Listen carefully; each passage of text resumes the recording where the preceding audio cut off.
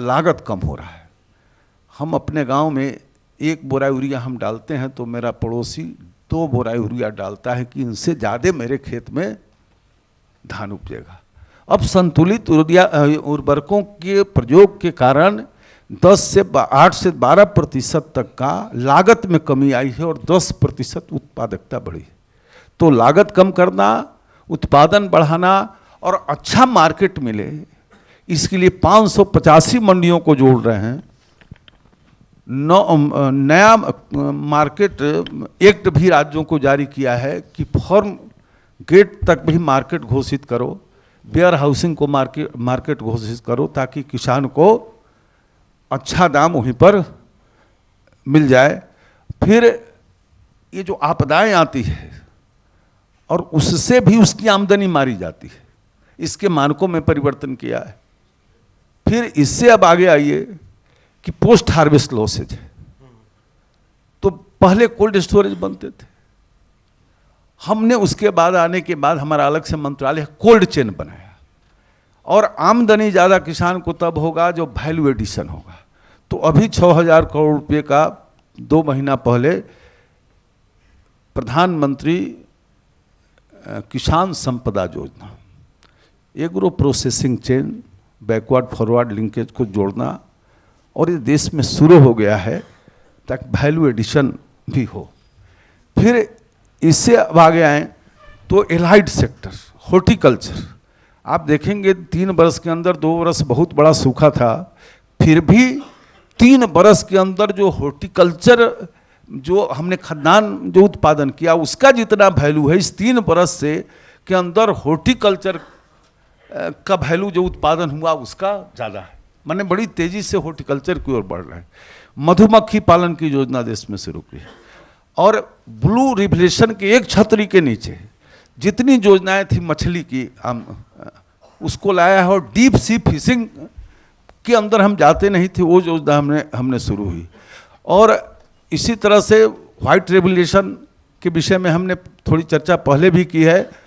और integrated farming, intercrop, आपको आश्चर्य होगा कि अभी 4 किसान को जब हमने सम्मानित किया और उससे कहा जो कैसे तुम्हारे क्या आमदनी है बताओ, उसने बताया, बेगूसराय का किसान था, कि गन्ना और उसमें खीरा की खेती की तो 2.5 लाख रुपये तो हमने खीरा बेच के।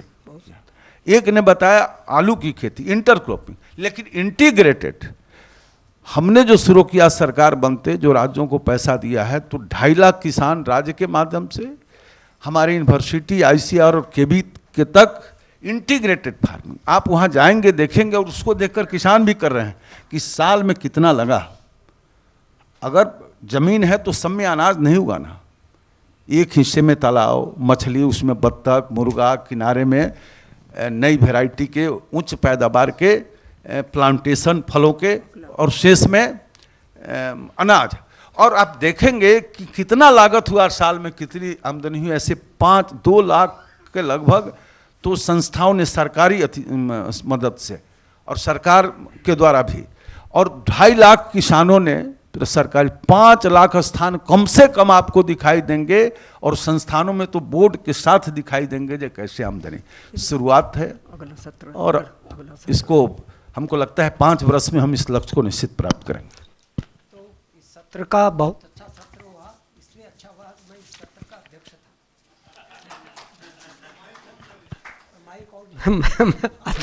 अपनी प्रशंसा में माइक ऑन नहीं करना, अच्छा बगैर माइक ऑन किए ताली बजाइए इन्होंने। इस सत्र में माननीय राधा मोहन सिंह जी आए, समय निकाल करके अपने सब विषयों के संबंध में बहुत विस्तार से रखा, और प्रश्नकर्ताओं के उनकी संतुष्टि के अनुसार बहुत सुंदर उत्तर दिए उन्होंने। तो ये उनके कॉन्फिडेंस के, उनके काम करने का है। और 2 विद्वान वक्ताओं ने विषय पर रखा, डेवलपमेंट गोल्स 8 और 12 पर ही विषय केंद्रित करके रखा। तो ये बहुत अच्छी किसी भी गोष्ठी की उपलब्धि है। मुझे 2 प्रश्न दागे गए हैं। एक पहले प्रश्न के बारे में 2 वाक्य कहूँगा मैं। 3 ऋण की बात की, कहाँ हो? हाँ, ऋण की बात। तो हमारे यहाँ तो उससे भी आगे अभी श्राद्ध गुजरे हैं ना, 5 महायज्ञ की बात की है हमारे यहाँ पर। बस एक ही काम करना पड़ेगा वर्तमान में, नए जमाने के अनुसार शायद शब्दावलियां बदलनी पड़ेगी, भावना वही रहेगी, स्पिरिट वही रहेगा। और उसके विस्तार में जाना हो तो मेरी एक छोटी सी पुस्तक है, विकास का एक नया प्रतिमान सुमंगलम, इस नाम से पुस्तक है। ये new paradigm of development Sumangalam, Hindi, English और भी कई भाषाओं में उपलब्ध है। और कभी आपके सारे प्रश्नों का उत्तर देना हो तो आयोजकों को कह करके 1.5 घंटे का मेरा सत्र अलग से रखवाए। उधर प्रश्न था उनको कि ये सब विषय को इम्प्लीमेंटेशन के लेवल पर सरकार के साथ इस एकात्म मानववाद को कैसे जोड़ेंगे, ऐसे अंतिम हमारे नौजवान कम तरुण व्यक्ति का फ़ोन था। तो उसमें 3 काम करना पड़ेगा। पहला काम, एकेडमिक लेवल पर इस चर्चा को ले जाना पड़ेगा। हम एकेडमिक लेवल पर हिम्मत के साथ, लॉजिक के साथ, तथ्य और तर्क के साथ अपने विषय का प्रतिपादन जितनी मात्रा में कर सकेंगे, जाने में सुविधा होगी। ये पहला काम। दूसरा काम, अभी भी इस देश में ग्रास रूट डेवलपमेंट के एक्सपेरिमेंट दीनदयाल जी के एकात्म मानववाद के दर्शन के आधार पर ही हजारों चल रहे हैं, हजारों। आप किसी इस प्रोजेक्ट के साथ जुड़ सकते हैं या अपना प्रारंभ कर सकते हैं, तो व्यावहारिक रूप से इस विचार को धरती पर उतारने के लिए सामाजिक इनिशिएटिव होगा। ये दूसरा काम करना पड़ेगा। और तीसरा काम करना पड़ेगा, सरकार में बैठे हुए हमारे लोगों को एक राजनीतिक इच्छा शक्ति का प्रदर्शन करना पड़ेगा।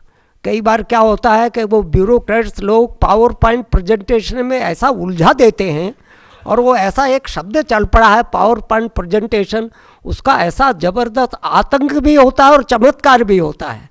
उसके कारण से इस लीक से हटकर इस विचार के अनुसार नीतियां बनाना और उसको एग्जीक्यूट करने का साहस नहीं करते। लोग कहते हैं साहब इसकी क्या गारंटी है कि अब जो नया प्रकार आएंगे उससे समस्याओं का सुलझ हो जाएगा। तो मैं उनको सवाल करता हूँ, वर्तमान में जो आप नीतियां बना रहे हैं उससे समस्याएं सुलझ रही है कि उलझ रही है, इस पर सब सहमत है, उलझ रही है। तो मैं कहूँगा भले आदमी कोई डॉक्टर के पास अपना इलाज करवाने के लिए जाए, डॉक्टर दवा दे, और दवा देने के कारण से मर्ज और ज़्यादा बढ़ गया है, आप कन्विंस हो, तो पहला काम तो आप क्या करोगे, वो डॉक्टर साहब को नमस्कार करना, वो दवा बंद कर देना, फिर विकल्प का विचार करना ना। तो वर्तमान नीतियाँ, वर्तमान मॉडल ये समस्याएं सुलझाने के बजाय उलझा रहा है, इसलिए पहले इससे बाहर आइए, तो फिर विकल्प हो जाएगा। तो ऐसे 3 धरातलों पर काम करेंगे। आप सबका बहुत बहुत धन्यवाद। चाय पीजिए, और चाय बहुत अच्छी बनी है।